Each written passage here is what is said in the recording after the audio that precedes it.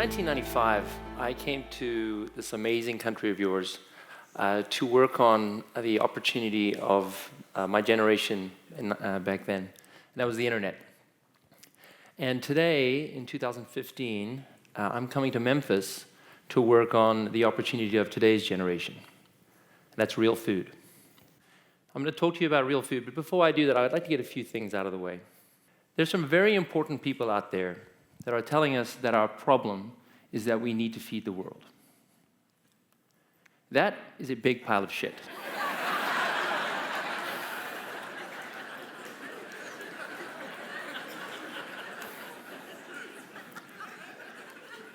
Since 1960, we've been producing enough food to feed the population. The population's been growing steadily, and we've actually exceeded our ability to feed our population.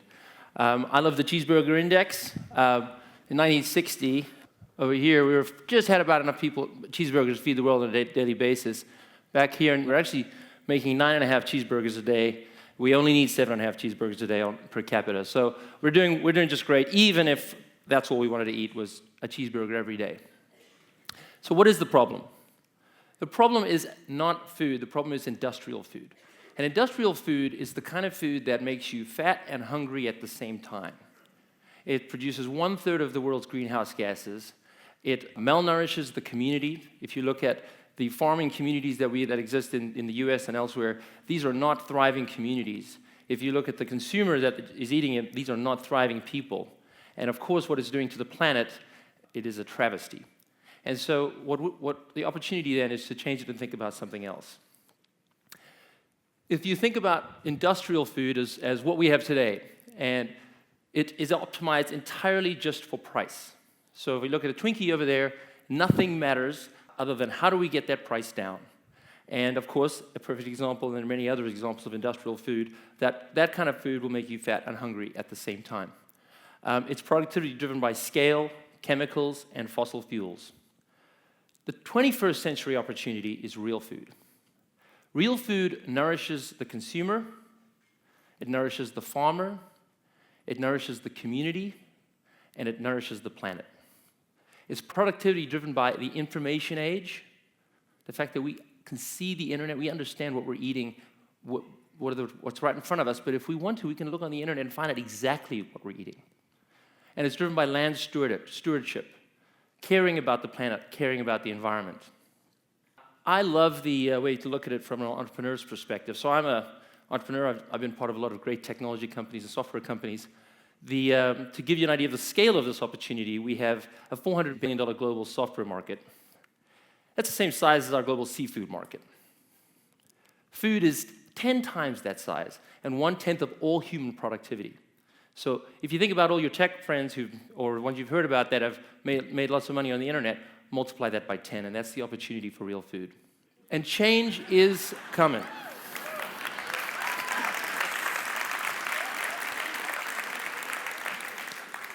People do not want industrial food anymore. McDonald's stores are closing by the hundreds in the US. Microwave sales are shrinking. Frozen food sales are plateauing. Soda sales have dropped for the 10th year in a row.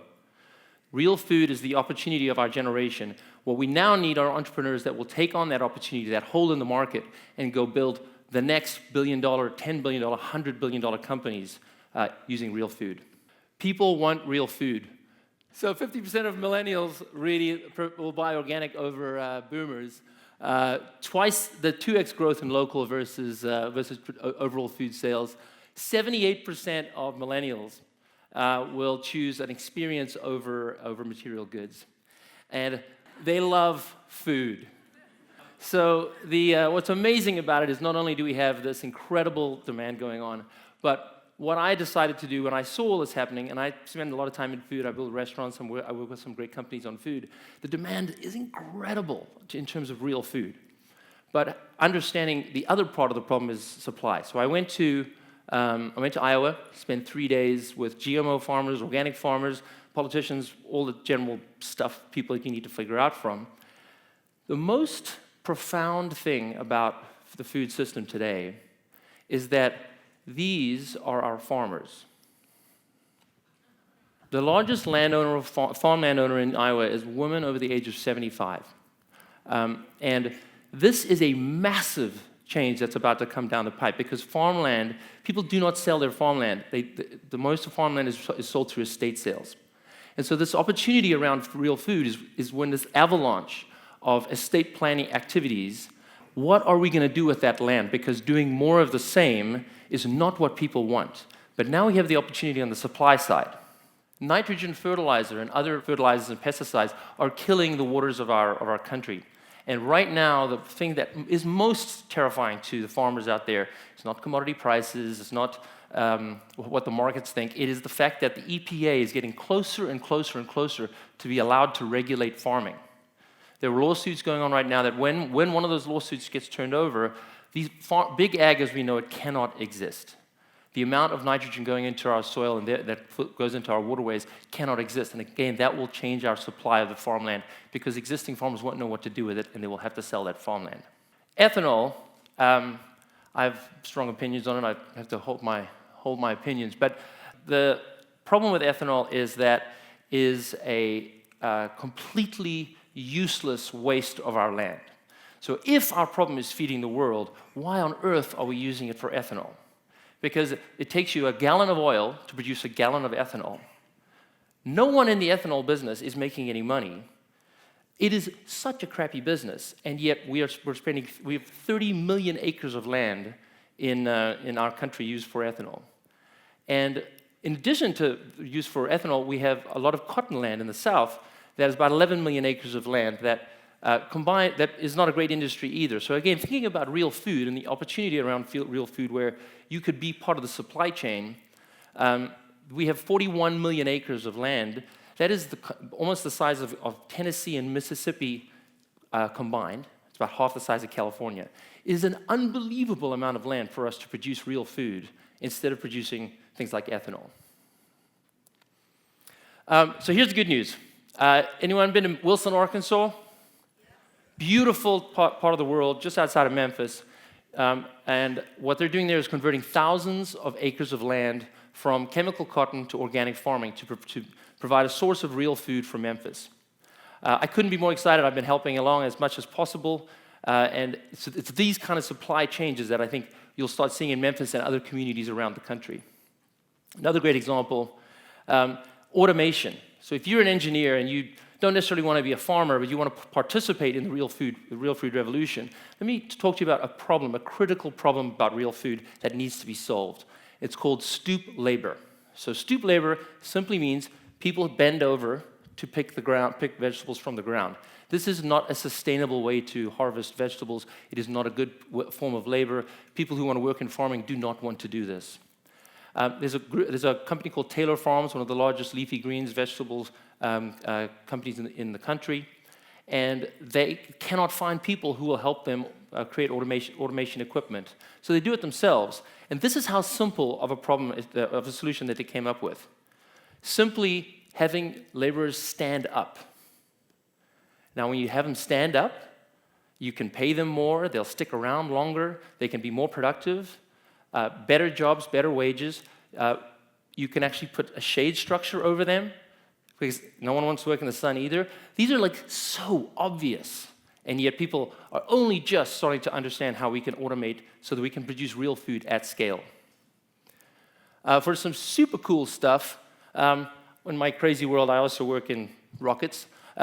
So this is 2 satellites we deployed from the International Space Station that are taking data from farmland every single day over 24 hours. And this is actually a company called Planet Labs. And what they do is things that really will blow your mind. So if you look at this red, this is infrared using a way to capture the biomass of a field. So if you're a farmer, every single day now, you can find out this is heavy biomass, this is probably ready to be harvested, this one needs a little bit more work, and maybe a little bit more water, a little bit more time. Every single day, that data is now passed to the farmer. As a software engineer, as a data scientist, what can you do with that data? It will blow you away. And then back to Memphis. We are so excited to be part of the real food renaissance in Memphis that's going on today. We will be putting a farm on Shelby Farms. This is a picture of a chemical cotton farm on Shelby being converted to organic.